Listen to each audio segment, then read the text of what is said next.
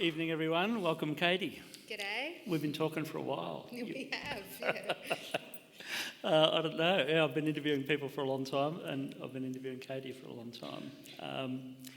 I was thinking about tonight and how we could start discussions, and I've been interviewing musicians, so I'll give it away now, for 35 years, and I often ask them, you know, one of the things you want to know is where they start and why. And it's equally divided. You talk to people who are very nurtured into their musical life, and then you talk to people where their music bubbles up for no apparent reason whatsoever. You're the former, yeah. And that certainly was the environment you grew up in. So tell us a bit about it. Yeah, well, I grew up in Toowong and then Ashgrove in Brisbane, and I'm lucky enough to come from a long line of fantastic musicians. My grandfather was a clown. He was a clown on the Tivoli circuit, a musical clown, and he used to perform with Roy Reen and George Wallace and the legendary performers of the Tivoli circuit. Oh, here's his son right now. Hey, Dad. It's my dad and my mum. Hello.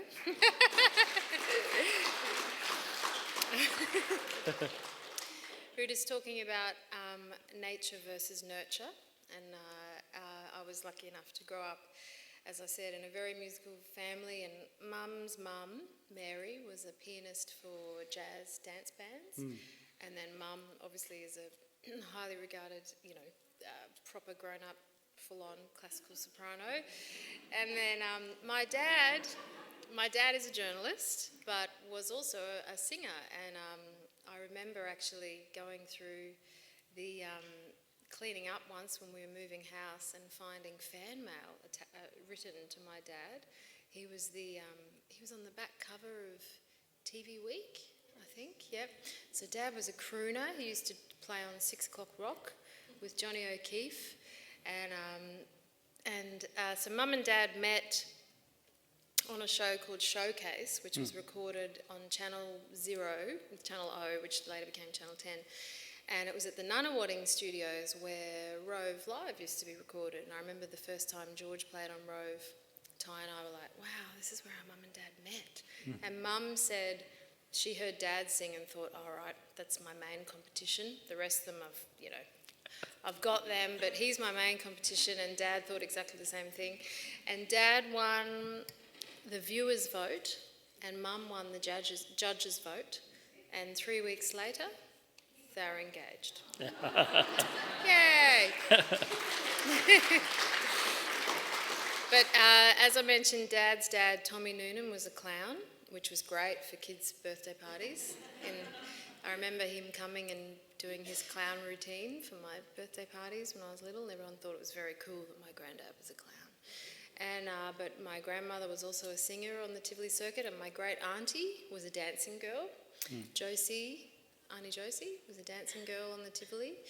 I've always meant to ask, was she one of the topless ones, or did she keep her top on? No, Catholics. We're Catholics, so no nudity. So yeah, a long line of musical stuff, but then I was lucky enough to grow up. I mean, I remember I was the daggy kid walking around listening to Vivaldi's Four Seasons at the same time I was listening to Bros. And, that was kind of my thing. I loved pop, but I loved classical, but I had a very cool older brother who's 7 years older than me, so he had a very, a more mature musical palette, and he introduced me to a lot of really great music. Yeah. And he was hanging around the Toowong Music Centre where Grant McLennan was probably selling him his records. Well, I think, Grant worked at the music store in Toowong, and my brother saw them, and they're very DIY they were there doing their own flyers and putting the stickers on the records and all that stuff, and that certainly fueled his passion and our passion as a band early on for keeping things very DIY. We were independent for 6-7 years before we decided to sign to a label. So so Ty we grew up in Toowong and then Ashgrove, and I remember the first record we bought, I saved up my pocket money, which I got from cleaning the bathroom. Very good cleaning a bathroom. Ty got it from doing the garbage and polishing shoes. Mine was the bathroom. And we went halves. We went into Rocking Horse, the old Rocking Horse on Adelaide Street, and went halves in Crowded House. And that was pretty much the beginning of our love affair with great bands. Yeah, it was a good place to start. Yeah. So there's music around. I wonder if your grandparents, they were on the same circuit as Paul Kelly's grandparents were on. Because I've never talked about that with Paul. Yeah, they were opera singers. Wow. On that whole circuit. Yeah, they probably knew each other. And I often, people say, are you Tommy Noonan's? I've had a few people say, are you Tommy Noonan's? Melinda Schneider's mother was a very famous yodeler, and she and Tommy, I think, used to perform together. So when Melinda and I did, well, we've done a few gigs together, but her mum remembers my grandfather very fondly. So you were encouraged? I was, very much. But also, Mum is a professional singer but also a teacher, and she'd seen her fair share of stage parents who push their children into music for whatever reason, whether it's their own failures and they want their children to succeed, or they have a overinflated sense of the talent of their children, or whatever it is. You know, Mum was very much, Mum and Dad both never pushed us. We had to find our passion on our own, because there's nothing worse than not finding your passion from within, you know, yeah. And also, I guess you grew up being aware that it's work like any other work. The romantic notion of, you probably don't grow up with a romantic notion of pop stardom. I had a very realistic concept. Like, I'd go and see Mum perform. I remember the first time I saw her in an opera. I'm not sure what it was, but it was something at Albert, what's the park up in Spring Hill? The Tempest, which is, who's that by?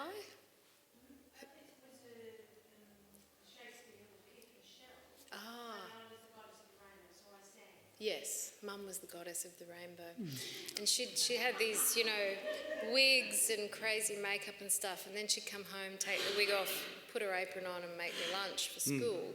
So I had a pretty realistic view of being a working artist and being a working mum, and also how hard it is. You've got to love it completely and totally, and for every successful musician that's lucky enough to have a full-time career like I am, there are so many who deserve the same thing but haven't found it. You know, it's luck and it's hard work and it's all sorts of things. But, so you finished school, you've obviously had a training in music, you've been taking singing lessons, obviously, and doing piano and all kinds of things. But I never thought I'd be a full-time musician. I wanted to be an investigative journalist. That was my thing, and I wanted to possibly get into law. So I was a full-on nerd at school. I studied very hard because I wanted to be either a human rights lawyer or an investigative journalist.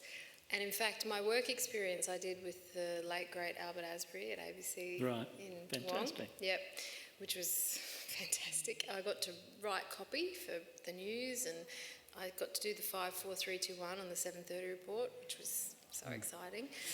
And I had a crush on the newsreader. He's now on Channel 7. What's his name? That guy was on... Rod, yeah, I thought he was hot. Yeah, and I was so excited because I went and he had a ponytail, because you never see the ponytail on the news. Yeah, he's with Kay McGrath on Channel 7. Yeah, he used to be on ABC. Anyway, I had a crush on him, so I thought I'd be a journalist. So music was never... My career has seriously been a series of happy accidents, really. It's interesting how many people I speak to, you know, given that there's probably a perception out there that people dream of doing it. How many people I speak to haven't dreamt of doing it? They've just arrived at it in the way you have. Yeah, total happy accident. Basically, I was living at this fantastic share house in Barden, 123 Jubilee Terrace, and it was an artist drop-in centre for anyone that needed a place to stay or needed a feed. It was an open door house full of actors. So I was there living with James Stewart, who is an actor. A lot of you might know him from, what's that show? Packed to the Rafters? Yeah. and he's with the beautiful, some beautiful blonde girl, Jessica someone. Yep. So anyway, he was an actor, and I was there, and my friend and flautist from the con. So there were two of us from the con, and two of us were actors. And we just started jamming, and it started with James and his twin brother Nick, two identical twins, and then my brother and I, Ty, had just come back from living in Dublin, I think. This was like 1995. Yeah, and so it started as two sets of siblings jamming to kind of, Led Zeppelin and Buckley and stuff. And then it went on from there. And were you studying at the con at the time? I was. It was weird. We'd do like the 3-set gigs at Rick's, which was like, you're there from 9 till 2 in the morning, and then I'd have to get up and sing Mozart at 8 a.m. at the con. And after a year of that, I went, this is not working. And I decided to leave uni for a while and just be a full-time surveyor of the world. And got to know my local niece and, Centrelink Centre quite well. And then I changed to jazz. I changed to a jazz degree. And that's where my real passion I loved opera, but I didn't love it enough to make it my full-time career. You have to love it completely. And I don't really have the voice for it either, so, yeah. And that's the thing I think I get from talking to a lot of musicians is, talents are given. There's a lot of talented people in the world, but they really know they want to do it. Yeah. And at some point you discovered you knew you wanted to do it. I knew I wanted to. Jazz is all about finding your own voice and putting your own stamp on stuff. So I guess I knew that I wanted to try to write my own music and find my own voice. And classical music, as much as I love it, it's ultimately about doing other people's music. There aren't many singers in the classical world who compose their own works. So, in fact, I'm not sure if there's kind of any. I don't know. But it's all about essentially the art of, not imitation, but it's exploring works from long ago, which I love. I mean, don't get me wrong, nothing's more perfect than Bach. And at the moment I'm learning Britten Les Illuminations, which is really fun. But I guess I just wanted to try to make my own thing. So jazz appealed to me. And I met my husband, so, I fell in love and one thing led to another. Yeah. And somewhere your own songs start to come out. Yeah. You also had an older brother who was... I think that can't be stated enough. There's talent and also meeting the right people. Yeah. Whether it's your brother or anybody else. Yeah. It doesn't happen to every musician, does it? No, yeah. We had a family. Like, the thing about George is that we felt like a family straight away, and we were family. I mean, it was my brother, and there were two sets of one set of twins. So it immediately had this very deep personal thing, because family is family, Yeah. You can't replicate that. And then we went from a 7-piece to a 6-piece to a 5-piece. Well, actually, we went from a 13-piece, but we eventually found the right combo. And but yeah, it's certainly about finding the right, people. We can talk about all that in a minute, but we've got the piano here for a reason. You'll be pleased to know. Do you want to share a song with us now? Maybe one of those George songs? Sure, yeah. And then we can backtrack a little and talk about that. Sure. So, I warn you though, I'm a very big fan of Daggy crowd participation.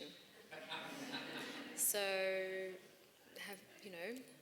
warm up your vocal cords.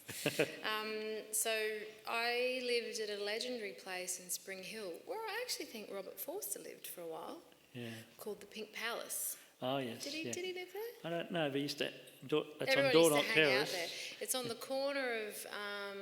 there's that Grand Chancellor Hotel on the corner. Yeah. And next door is now this incredibly boring car park. But that used to be this amazing building called the Pink Palace. Does anyone remember it? It was this amazing place. And I lived there first with a woman called Tiffany Beckwith-Skinner, who's a makeup artist and designer for Opera Queensland, and it's just it was full of fantastic arty folk that had lived there for years, and all the walls were painted with stuff. Like, back in the day, I heard rumours that people couldn't afford their rent, so instead they'd paint some artwork on the walls, and that was okay. And it was owned by the Master Builders Association, which is next door, and the rent was really cheap, and so it was perfect. And I lived there with a friend of mine, and we could do anything to the building. We painted it and knocked out bits, and it was a very old building. And I was living there at the time, and I remember I was thinking about trying to be in the moment and appreciate life in this very moment, you know, and not worry about the future so much or the past so much, and trying to just be in the moment. I was trying to get into meditation at the time, and I had a band rehearsal, but this song just came out this morning, and so I wrote the song called Breathe In Now, which literally took as long as it is to write it. It just kind of splurted out. And I remember being late for band rehearsals, but I said, but it's okay, I've got an excuse, I've got a song. And we played it, and it ended up being our first number one thing, I think. So I'll play that. But yeah, you got to sing along. That's the only rule.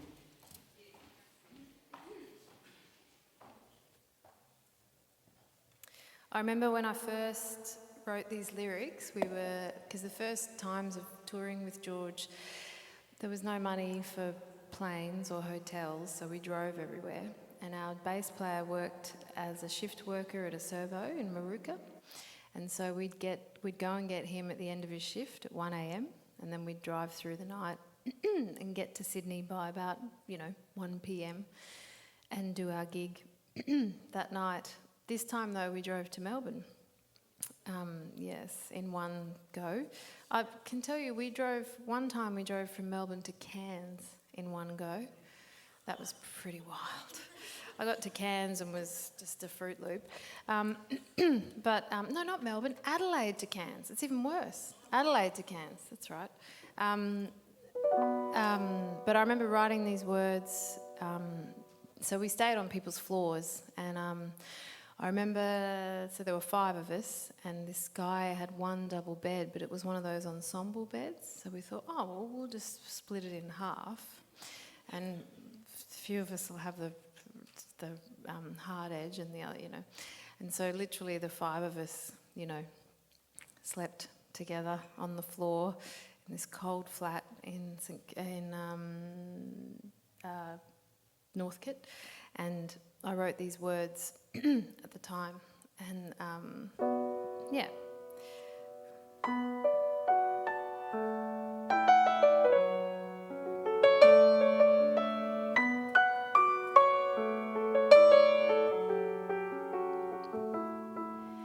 I see love and beauty all around. I also see the sadness that's embedded in your frown. I wonder why you choose not to talk to those who surround. I sense a fear of lifting heavy feet higher than you want to. I just want to believe your truth. You stand up, but you do not cast a shadow. You walk away with every word you choose not to say. Suppose I'm moving on, paints a new color for each day. I don't like to see dreams put on the shelf, deal with them that one day. I just wanna be happy for you. 'Cause I only have 1 second this minute today.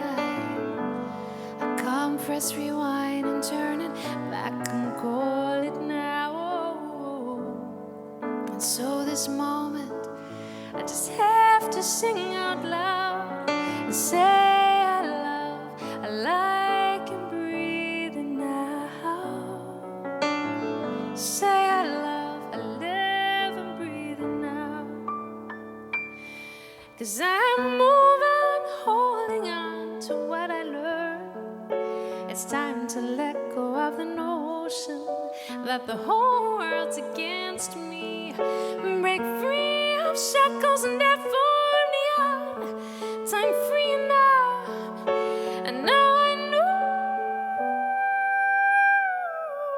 can count on another soul. Move on lighter and be free. Cause I only have 1 second this minute today. I can't press rewind and turn it back and call it now. So this moment I just have to sing out loud and say I love, I like and breathe now. And say I love and live and breathe and I believe it. Breathing just for today. I just wanna know, I just wanna know that you're the king. 'Cause I believe in breathing just for today. I just wanna know that you're a king. Ooh, I just wanna know that you're a king. 'Cause I only have 1 second this minute today. I can't press rewind and turn it back and call it now. And so this moment I just have to sing out loud and say I love, I like and breathe now. Say I love, I live and breathe now. Haven't you always wanted to sing in a library? Tonight is your moment. This is your part. Ready? Breathe in now.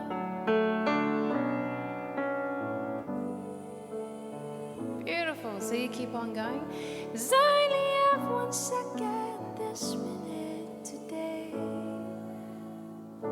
I can't press rewind and turn it back and call it now. So this moment we just have to sing out loud and say we love, we like, we breathe it now. I can't hear many boys, it's mainly girls. Come on, boys. Breathe it now. Breathe it now. Breathe it now.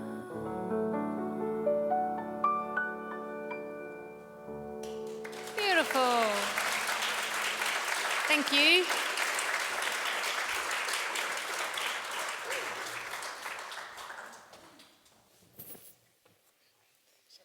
She's got a cold. I do have a little bit of a cold, but You would have really nailed it, wouldn't you? I was close, wasn't I? I think you nailed it, Katie. Fantastic. Yes, so that was one of the reasons that you went, first into jazz and then into that whole world. You wanted to create and you wanted to have your own thing to say. I think when I think back on all the musicians I've talked to, the ones who've lasted, most of them have got a pretty strong, authentic voice of their own. You know, they sound like nobody mistakes David Bowie for Neil Young, Exactly. sort of thing.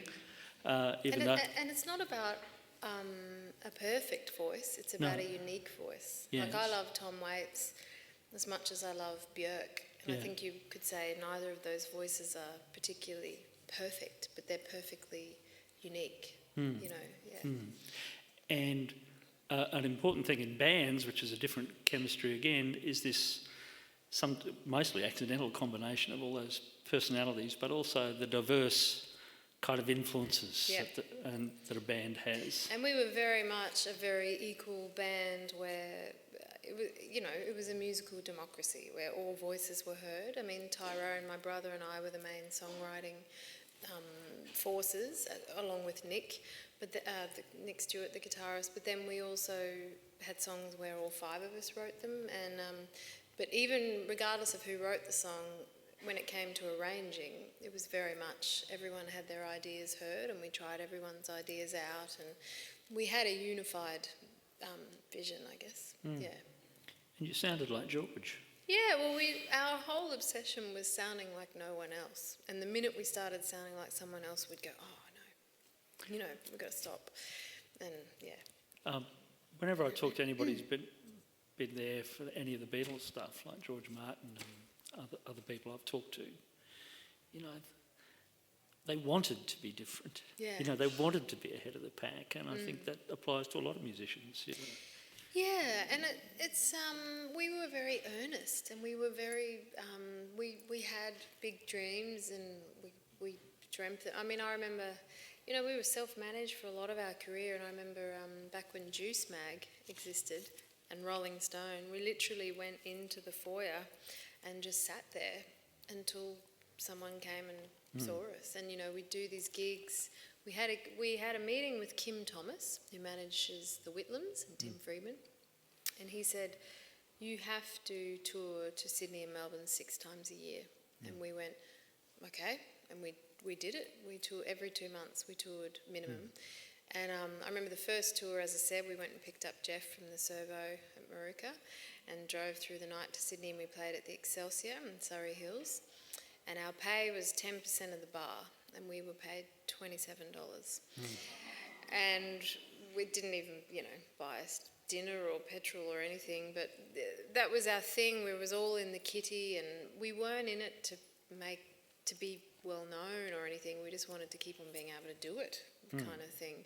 And so much has changed since then. I mean, now we're in the age of immediate notoriety from reality TV shows and the like, which weren't around in our time, and we never would have gone on them anyway. But it's a different thing now. It's like people want to be famous for the sake of being famous, and they don't have a concept to go along with it. It's very odd. And there seems to be a lot of people that are interested in sounding like a lot of other people, not being a unique thing. Yeah. A guy who was actually a 70s rock star, I'll think of his name in a minute, but he worked as a radio plugger, and he said the big difference was when I walked into a radio station with that single, I said, have a listen to this, doesn't sound like anything you've heard all year. Yeah. And now the radio plugger walks in and says, have a listen to this, it sounds exactly like last week. Yeah, it's interesting. It's a funny time. I mean, this is off topic, but I do think that we have an enormous problem with radio in Australia where it doesn't sound particularly Australian. And there's no radio station that I really want to kind of listen to, other than Triple Z in Brisbane, at certain times, not all the time, but a lot of the time. There's a massive gaping hole, I think, for intelligent, interesting pop music. This is where I was leading my discussion to, and when we will get back to it. I just quickly want to, because of this Brisbane Live thing, I do want to place George in that context here, because there was something, you had the DIY aesthetic, you had to have it in Brisbane. You had to have it if you were the Saints, you had to have it if you... here, there were no agents here, there's no labels here, there's there was very little management here, so you had to do it yourself. Yeah. And that's a pretty good foundation for a band, actually, if you can make it work in one town by yourself. And I think the relative geographical isolation of Brisbane, which less so now, I mean, flying is so much cheaper now, but back when we started, if we got to Sydney, it was like, well, it's a 12-hour drive, flying wasn't an option, and so I think it was good being slightly more isolated because it gave you more time to find your thing. Yeah. And then only when we were ready did we go to do those gigs. And I've got a theory. Talent can come from anywhere. Katie Lang can come from Alberta, or Lou Reed can come from Long Island, or David Bowie can come from.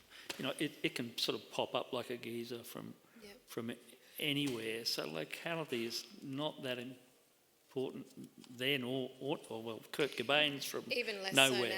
Even less so now. Yeah, because and even of the less so now. connectivity of the internet. Yeah. But then you have to sort of build that in the sort of fire, so to speak. And all these people who have a career, almost none of them are sort of instant stars who don't have any foundation to build on. And if they do, Yeah. their careers rapidly crumble because they go around the world Exactly. once and nobody wants to see them again. Yeah. Yeah, no, we were the 7-year overnight success. Yeah. I remember everyone was like, oh, you guys, where have you been? We're like, well, we've actually been working really hard for a long time, but out of the national spotlight. But Brisbane in the mid-90s to late 90s, I mean, that was a severely exciting time. You know, the Zoo was our home and we did so many gigs there, and Rick's was where we found our feet as a band, and it was an exciting time. You know, there was lots of really interesting music coming out: Regurgitator, Custard, Full Fathom 5, Somarasa, us. So many bands, I can't even think of them all. It was a very exciting time, and it was a community. We went and saw each other's gigs, we supported each other's gigs, we drew on the posters together and did the thing that you do to get people to come to gigs. That's quite interesting about Brisbane, because music is competitive and you are competing with each other. I've never seen anything in Brisbane like some of the cutthroat things I've seen in other cities. No, but we were also different, that we didn't feel like we were competing. You know, because there were a lot of really interesting different bands that really you couldn't compare them because it was chalk and cheese. So, we'd do gigs with the Resin Dogs and they were going off, and we were really proud of them going off, and it was so different to us that there wasn't any form of competition at all. So it was an exciting time those years. There was because for the bands 10 years before there was almost nothing to draw on, except the Saints had done it and the Go-Betweens had done it, but there was very little. So it was some bands had made it, Powderfinger and the Gurge. Powderfinger were the big one, and also Savage Garden. I mean, they were massive. They'd just gone to number one in America or something. But I mean, it was great coming from that history though, and Andrew Stafford's book Pig City is a great. If any of you haven't read that, it's an amazing book about the history of pop music in Brisbane. But Market Day, I still remember quite a few Triple Z Market Days where at the end of that scary period of the early 90s, when it was still Brisbane was there were some scary times there in the 80s, and my brother told me a lot about it as well. You had to kind of be brave to do gigs and go to gigs and put on gigs, because anything could happen. And the other amazing thing about Brisbane is Triple Z, the oldest independent voice in independent radio in Australia. It's pretty amazing. You were able to build an audience here. I remember seeing you at Rick's and it was packed. I don't know, what night did you used to play there? Was it Tuesday? I don't know. It was like a midweek sort of thing. I remember we couldn't fit, and our cellist went on top of the bar because we couldn't fit him on, there was no room. I remember my front tooth got chipped at Rick's by an overzealous fan who knocked the mic stand right into my mouth, and I was like, oh, okay, great.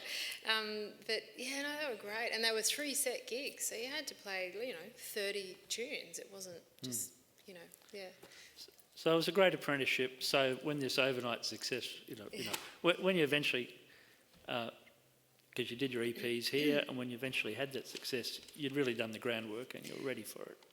Yeah, but we still weren't ready though as well. We were really freaked out that suddenly people, we never thought that we would, be whatever happened. And suddenly to have a number one record and everyone had an opinion. The hardest thing was that everyone suddenly had an opinion on your music, and up until then only our opinion mattered, kind of thing, because we were the only ones that cared about it. No one else gave a shit, really. We were just doing our thing, and then suddenly you had a label and all these other people that were like, oh, we think you should do this, and we should do this, and we were like, but hang on, we worked very hard to keep the family together, and our decisions to make sure our decisions came from a good place, because suddenly a lot of other people had opinions, a lot of which we didn't agree with, and it was awesome, but it was actually really tough as well. And it was this strange dichotomy, because we were very, suddenly very successful, and we went platinum within a week or two, and, and nowadays platinum, I mean, that's nowadays with the incredibly reduced amount of sales, platinum takes a long time. But we were very lucky anyway, and it was awesome. But it also, we just worked very hard at keeping the little family thing. Yeah. And you had been going for a long time. You had that success. It was very difficult to follow it up for all kinds of reasons. But you know, Australia is a really tough market for all. You know, you can see how hard it is to keep it flying, and it wasn't as much fun after a while, was it? Musically it was. Like I'm actually much more proud of our second record than the first one. And it still went, gold and all that stuff, but it wasn't anywhere near the success of the first. But for us as a band, it was we were very proud of it and really excited about it. But yeah, pretty much after a while when you're stuck in the machine a little bit, I suddenly went, hang on, I'm not enjoying this anymore, and I want to feel this. I don't want to resent getting up on stage. You know, I want to love it like I did. You know, you kind of lose that innocence, and so I went. I was kind of I guess the major catalyst of the decision to take a break was that I went. My relationship with my brother is more important than the career of this band, and I think I just remember us talking one day, and I said, you know what? I think we need to just be brother and sister for a while, and not be in a band together, and not be, basically working professionals as we had been for 10 years. It's a lot. I mean, it's a long time to be sharing work with someone who's, with your brother. So, and it's been fantastic. We're the best. We're closest than we've ever been now because we're not working together. And was this sort of a relief at not being in the machine anymore in that? Yeah, it was. And now we're just kind of friends, and it felt great. And not to say we won't make another record. It's not kind of, I remember the lady introduced us as a former band member. I would still consider myself a band member, but it's just we're on a long break. Yeah. Very, very long break. There's so much else we can't get through it all, but I'm sure you'd say you've been very fortunate in that when you look at your career, you've been able to do so many different things. So lucky. I feel incredibly blessed, and I'm grateful at all times. Yeah. There always seems to be a different project and a different thing. Every year really has been something else, and that doesn't happen to every musician. No, I'm like, I just kind of follow my muse, and it's working so far. It's working so far. If it ain't broke, don't fix it. Is that it? Yeah. So many great collaborations. The people you worked with, and so many great people you worked with. Paul Grabowski and Karen and the producers you worked with, and is there something that they're all incredibly different, these people you work with. Is there something they share in their personalities that... They're all, I guess, similar to me in that, hopefully similar to me in that they are uniquely themselves, and they've made their own stamp on their thing, I guess. So, working with Paul was amazing and a huge challenge because his music it's very difficult. So that was fun to kind of sink my teeth into something. And that was working with Dot Porter, the late, beautiful, great Dorothy Porter, Miles Franklin award-winning poet and writer. So that was very special.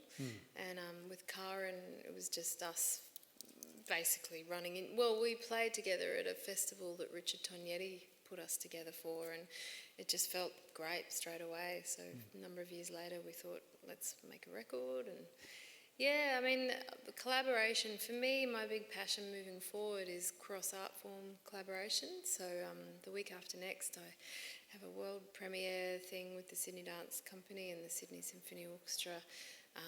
At the Opera House, we're doing Benjamin Britten's Les Illuminations as a dance piece, which is this gorgeous piece. It's a setting of the poetry of Rimbaud, and Raphael Bonicello, who's the artistic director and lead choreographer, has created this beautiful thing, and so it's kind of me and Raf and Sydney Dance, and also Tony Matichevsky, who's an incredible designer, fashion designer. So that's my thing moving forward, working with great artists but from different vernacular, like with a different language, and so we can meet somewhere in the middle.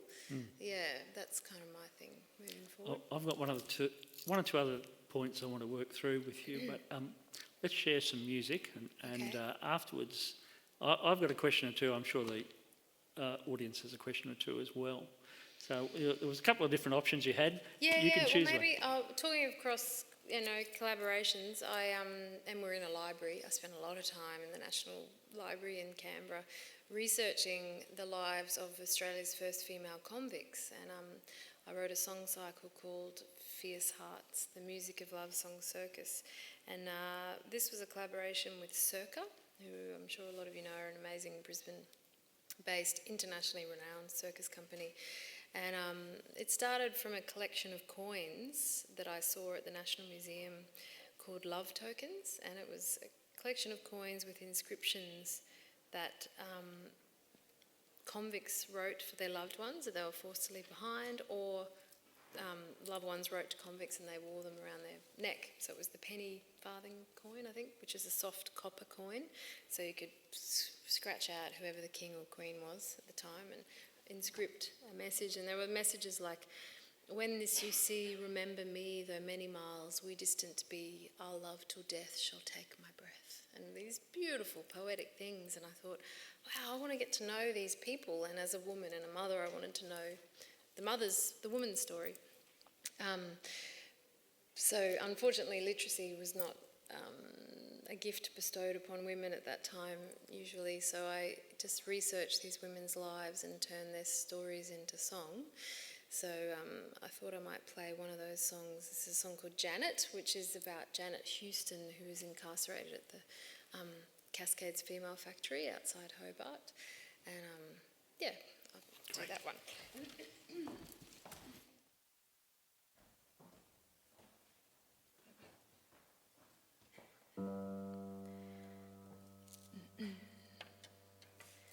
My little one, I've to send you away to the nursery, while I work 14 hours a day in the crime class, washing in the freezing cold day after day. My crime in the eyes of the Lord was to lie in the bed of the man I adored. At least you were made from love, not like so many poor girls here.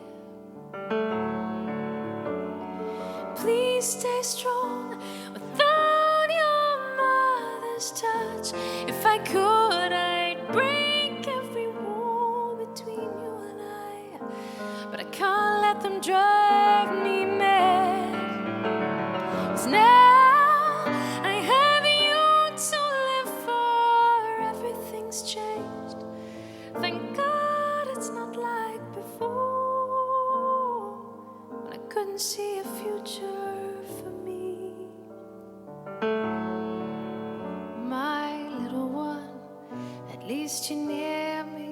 I'm 2 yards away. Can you feel my heart? It beats for you. In 5 years I'll come and get you. We'll start a new life. To the orphanage you will go when you turn 3, and you'll still have to wait for me. But with each breath we breathe, we survive a little more. Please stay strong without your mother's touch. If I could, I'd break every wall between you and I, but I can't let them drive me mad. 'Cause now I have you to live for. Everything's changed. Thank God it's not like before, when I couldn't see a future for me. My little one, if all goes well on Sundays for a short while, I can hold you. But between these times, I'll just count the steps till I see your face. Please stay strong without your mother's touch. If I could, I'd break every wall between you and I. But I can't let them drive me mad. 'Cause now I have you to live for. Everything's changed. Thank God it's not like before, when all hope was gone. My little one, your mother loves you, little one. My little one, your mother loves you, little one.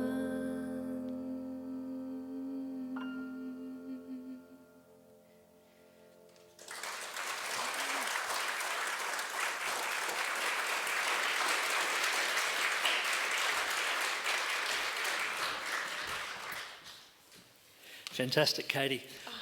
We're going to run out of time, but we'll throw it to a couple of questions from the audience in a minute. But there's one thing I wanted to talk about, and you're involved with APRA as an ambassador. Yeah. And it's not that...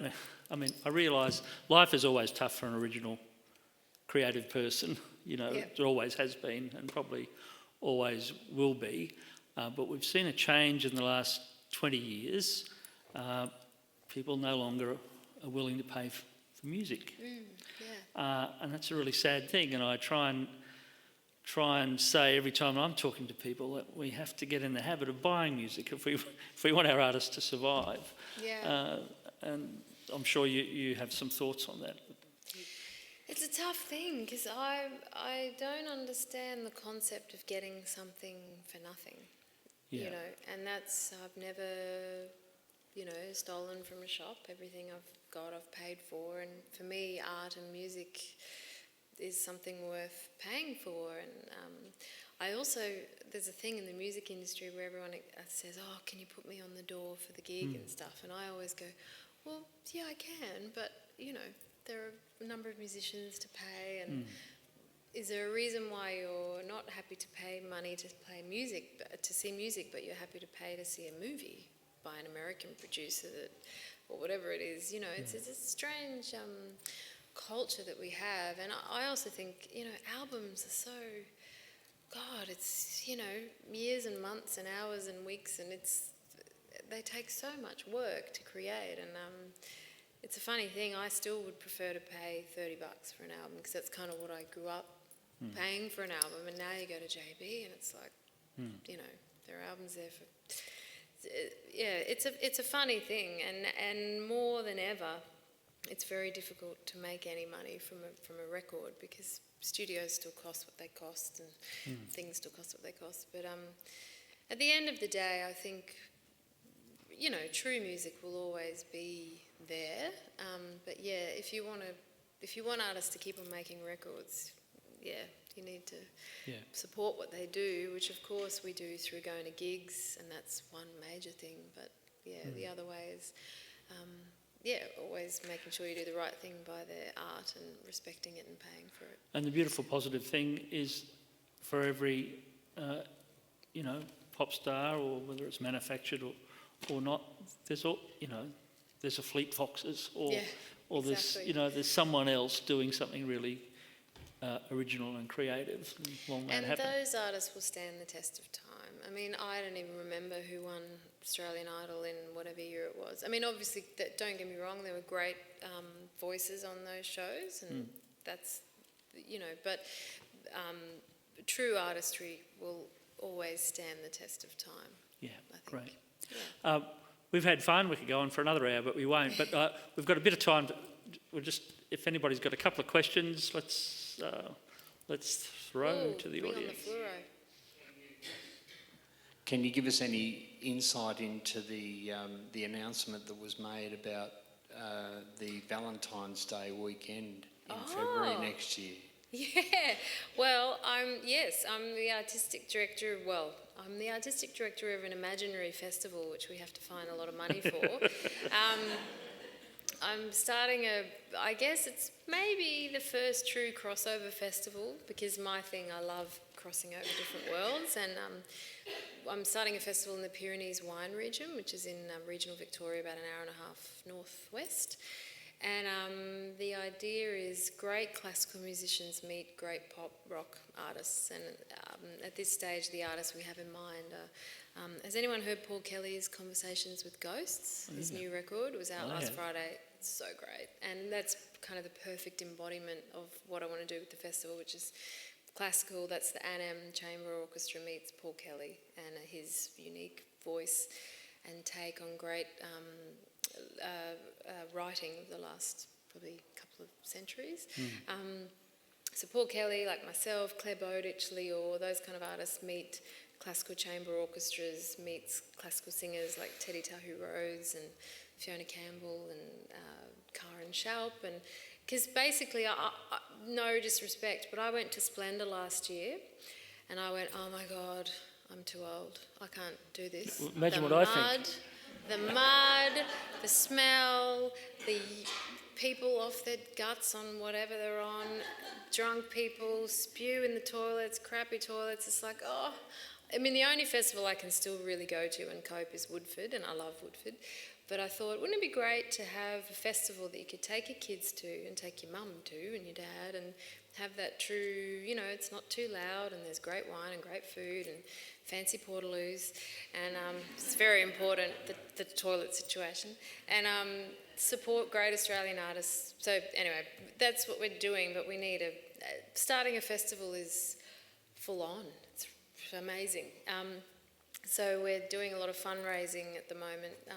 ANM, which is the Australian National Academy of Music, have gracefully given us a venue and a string quartet in a few weeks. So we're just trying to make the money to put a festival on and create a unique thing. So it's planned for February 14 to 16, 2014, which is Valentine's Day weekend. So the idea is, you chuck a sickie, come down, have a long weekend. And the Pyrenees is so beautiful. Have you been there? No. Most people haven't been there because you don't really need to go through there to kind of get anywhere.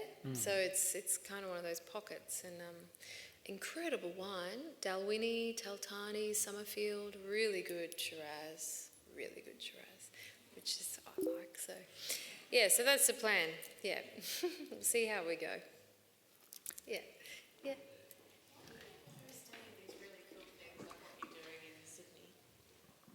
Why do you never host anything like the festival you're doing and the cool thing you're doing with the opera people in Sydney? Why don't you ever host any of that in Queensland? Oh, I am. I'm doing Les Illuminations with QSO on the 25th of October in their new space. Brisbane, it's a hard one. I'll let you in on a secret. Of all my tours, and this goes back to George, the worst selling shows are always Brisbane. And it's just a reality that when you're a homegrown artist, it's harder to, my shows in Sydney and Melbourne almost always sell out, and obviously there's a bigger audience, but there is a slight, what's the word? I don't know, there's a slight sense of, I don't know what it is, familiarity maybe, that Maybe it's I think, I'll see her next time. Yeah, see you next time kind of thing. Whereas in Sydney, people know it might sell, like the season at the Opera House is already sold out, and we don't open for almost 2 weeks. So yeah, it's hard. Also, my band is based in Sydney, so that's, there's always the cost of the literal cost of getting the band up. But it's harder to get, I mean, this is talking very frankly, but it is harder to get people out, I find, in Brisbane to gigs. If it rains, you're stuffed. Yeah. People just don't come.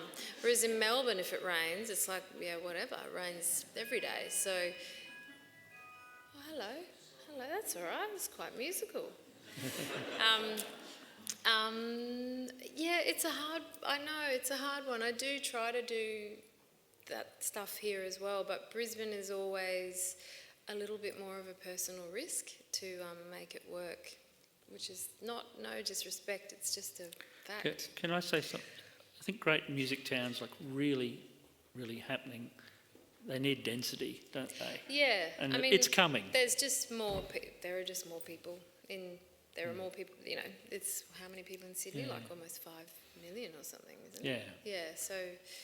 Well, we are starting to get a bit of that density here in Brisbane. You know, where the thing I've seen is, you know, this movement out of the valley. Like, Yeah.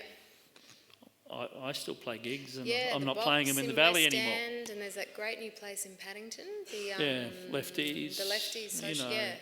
There's a whole new range of places because the valley now. I mean, the valley in the mid to late 90s, for everyone that was there, it was like our special place. And then all the bogans came in from the city. It was like, oh shit, this was the bogan-free zone.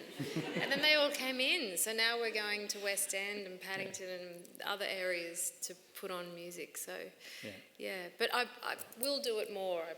I don't live in Brisbane anymore as well. I mean, I do, but I live near Yamundi, so I'm a bit more out of the way. And you can only play your Mondays Yes. once every few years. I play Yamundi at least twice a year. Oh, It's great. not too bad. Yeah. Hi Katie, thank you so much for coming to talk to us. I was just wondering if you had an artistic daily practice that you can share with us? Oh, yeah. Well, I think the most important thing as an artist is to challenge yourself and not rest on the safety of your talent or your pre-existing work, and just keep on setting yourself new challenges. So at the moment for me it's this really hard thing, Benjamin Britten, which I did some coaching with my mum today. It's so hard. And it's just great because it's scary and you have to dig deep, and that's the main thing, I think. And with the voice, I mean, there's all sorts of things with the voice, but keeping it, it's part of your body, and so you have to look after it and keep it warm, like an engine in a car, and, you know, keep it active, but not too active because then you overuse the voice. So, I think it's just constantly challenging yourself and not becoming too comfortable. Because there's this great quote from Picasso, inspiration will, I think it's something like this, inspiration will come to you, but it has to find you working, which is so good. Yeah. Yeah. You 1% have to set inspiration, aside 99% time. perspiration. Yeah. Yeah. And you have to dedicate time to, if I don't set aside writing time, I'd probably never write because there's bills to pay and clothes to fold and lunches to make.